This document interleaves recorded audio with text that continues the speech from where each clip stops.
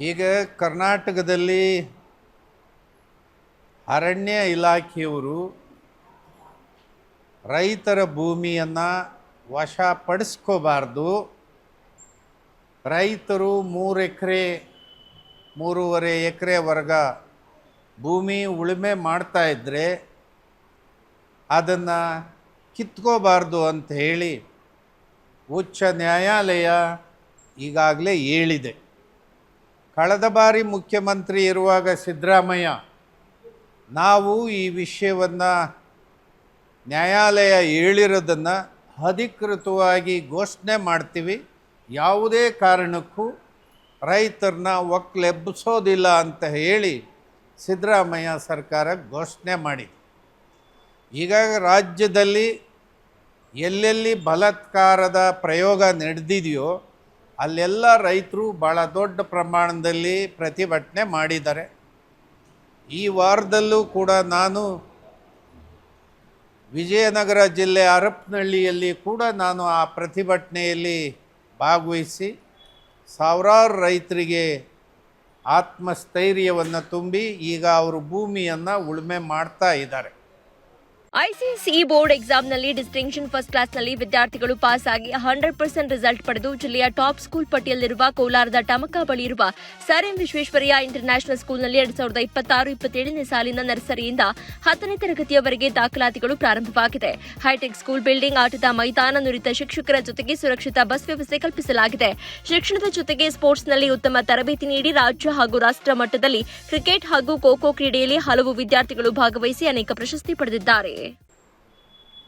ಹಾಗಾಗಿ ಈ ಸಂದರ್ಭದಲ್ಲಿ ಅರಣ್ಯ ಭೂಮಿ ಇದ್ದರೂ ಕೂಡ ಒಂದು ಪಕ್ಷ, ಅದು ರಿಸರ್ವ್ ಫಾರೆಸ್ಟ್ ಆಗಿದ್ದರೂ ಕೂಡ ಒಂದು ಪಕ್ಷ, ರೈತರನ್ನು ಏಕಾಏಕಿ ಒಕ್ಕಲೆಬ್ಬಿಸಬಾರ್ದು ಅನ್ನೋದನ್ನು ಈಗಾಗಲೇ ನ್ಯಾಯಾಲಯ ನಿರ್ದೇಶನ ಕೊಟ್ಟಿದೆ.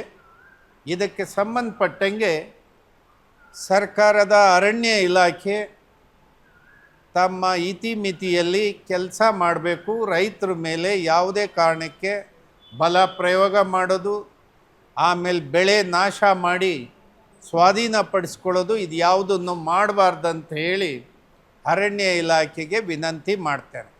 ಅದನ್ನೇ ಈಗ ನಾವು ಮಾತಾಡ್ತೀವಿ. ಒಂದು ಎರಡನೇದಾಗಿ ರೈತರ ಮೇಲೆ FIRಗಳನ್ನು ಹಾಕಬಾರ್ದು.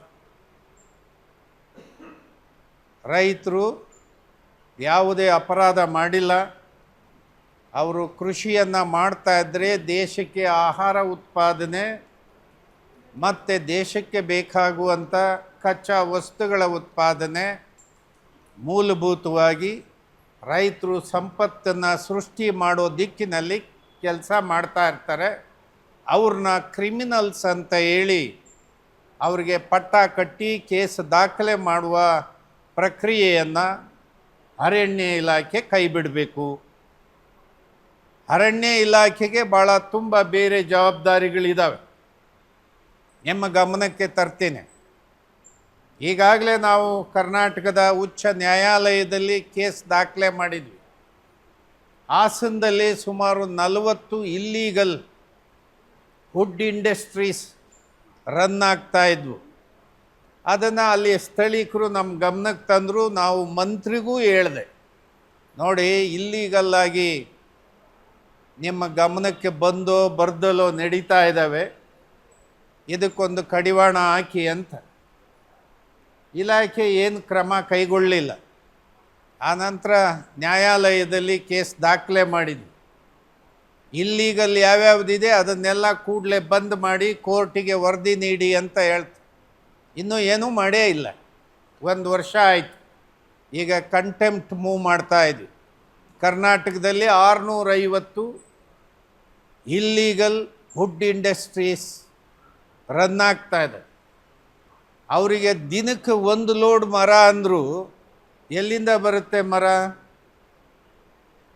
ಅಕ್ರಮವಾಗೇ ಹೋಗ್ಬೇಕು. ಇದನ್ನು ನಿರಂತರವಾದ ಕ್ರಿಯೆ ಇದು ಮುಂದುವರಿಲಿ ಅಂತ ಬಿಟ್ಕೊಂಡು ಯಾರೋ ರೈತರು 2 ಎಕರೆ 1 ಎಕರೆ ಇಲ್ಲೆಲ್ಲರೂ ಉಳುಮೆ ಮಾಡ್ತಾಯಿದ್ರೆ ಅದು ಭಾಳ ದೊಡ್ಡ ಅಪರಾಧವೇ. ಇಲ್ಲಿ ಬಳ್ಳಾರಿ ಕುಡಿತೀನಿ ಅಂತ ಹೇಳಿ ಒಂದು ವಿಲೇಜ್, ಅದರ ಹೆಸರೇ ಕುಡಿತೀನಿ. ಅಲ್ಲಿ ಜನಾರ್ದನ್ ರೆಡ್ಡಿ ಅವರಿಗೆ ಸುಮಾರು 5,000 ಎಕರೆವರೆಗೆ ಸರ್ಕಾರ ಮಂಜೂರು ಮಾಡ್ತು. ಲಕ್ಷ್ಮೀ ಮಿತ್ತಲ್ಗೆ 5,000 ಎಕರೆವರೆಗೆ ಮಂಜೂರು ಮಾಡ್ತು.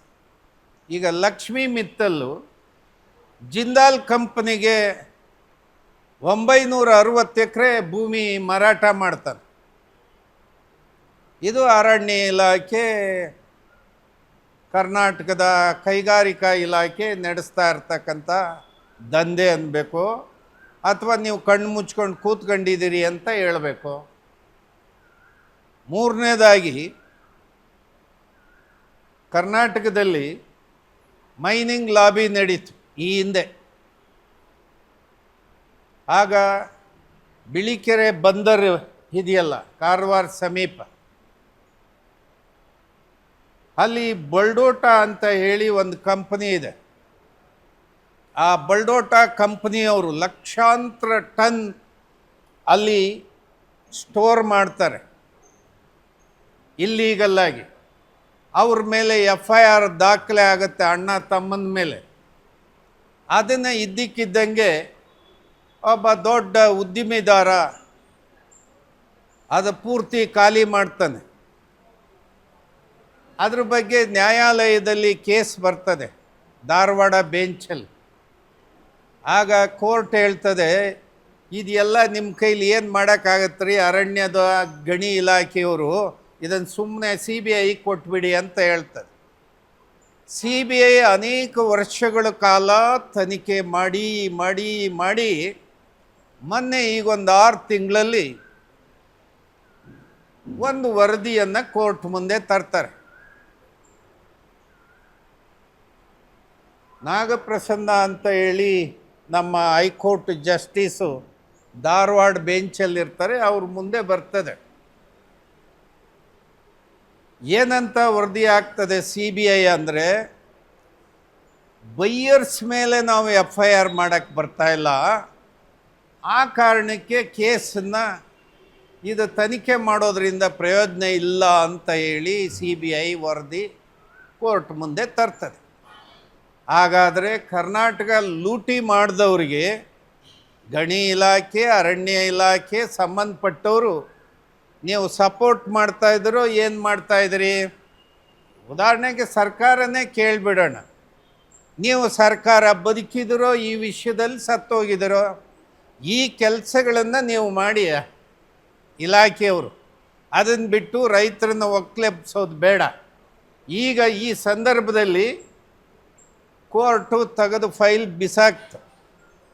ತಮ್ಮೆಲ್ಲರ ಗಮನಕ್ಕೆ, ಇಲ್ಲಿ FIR ಆಗಿದ್ದಂಥ ಬಲ್ಡೋಟ ಕಾಂಗ್ರೆಸ್ಸಿನ ಸಿದ್ದರಾಮಯ್ಯ DK ಅವರಿಗೆ ಬಹಳ ಆಪ್ತರು, ಕಾಂಗ್ರೆಸ್ ಪಕ್ಷಕ್ಕೆ, ಸೋನಿಯಾ ಗಾಂಧಿಯವರಿಗೆ.